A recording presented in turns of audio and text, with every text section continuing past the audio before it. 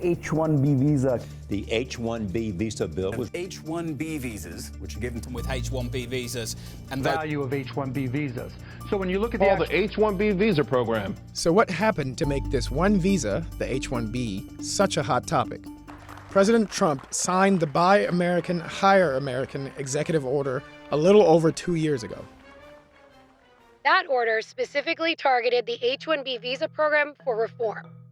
The program is meant for businesses to bring skilled foreign workers into the United States. Actually, let's back up a bit. In 1952, overriding a veto by President Harry Truman, Congress passed a law, Section 101-15H1, hence the H-1 part. When it was introduced in the 1950s, this original version of the visa was for someone from a foreign country who could, for a temporary time, provide services of an exceptional nature requiring such merit and ability. In 1990, President George H.W. Bush signed the law that we're working with today. That created H-1A for nurses, which no longer exists, and the H-1B for specialty occupations. A specialty occupation essentially requires at least a bachelor's degree or is so complex that it's associated with attaining a bachelor's degree or higher. Computer-related occupations account for 69% of all H-1Bs in the most recent report. Architecture and engineering are a distant second, and about 3/4 of the recipients are from India. This visa is so popular that in recent years, the 85,000 visas available have been snapped up in less than a week.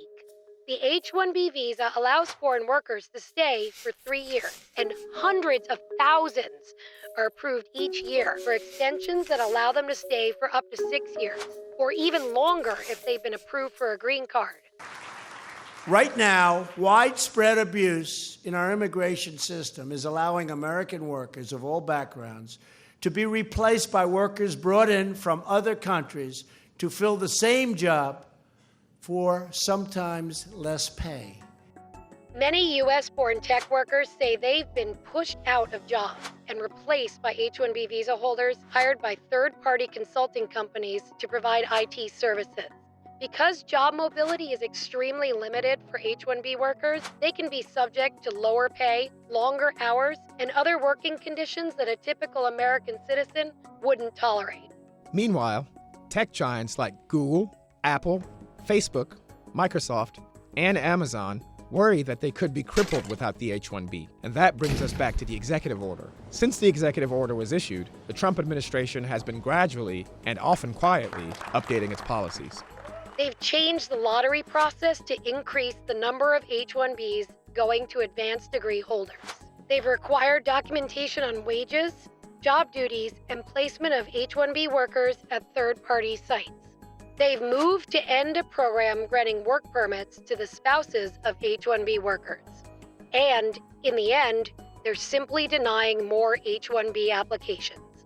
For there to be meaningful change to this program, Congress would have to act. But for the time being, no one should expect the H-1B process to get any easier. Ever before. Thank you. God bless you all. Thank you very much.